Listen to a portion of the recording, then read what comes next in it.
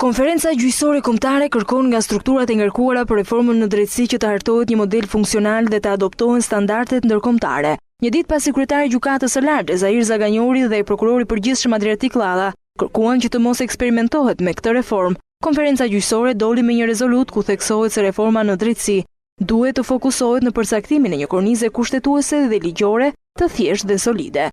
Është e nevojshme që të adoptohen standardet ndërkombëtare në drejtësi, si dhe të referohet në modele dhe sisteme që kanë treguar me të vërtet se janë efektive dhe të suksesshme.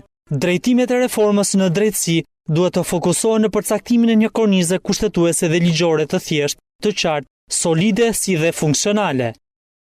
Konferenca ka ngritur shqetësimin se gjyqësori ka probleme të cilat ndikojnë në efektivitetin e dhënies së drejtësisë. Ato lidhen me cilësinë e vendimeve gjyqësore, kushtet e punës ende të papërshtatshme, zhvillimin me vonesë dhe zvarritjen e proceseve gjyqësore, si edhe niveli ulët i besimit të publikut tek drejtësia.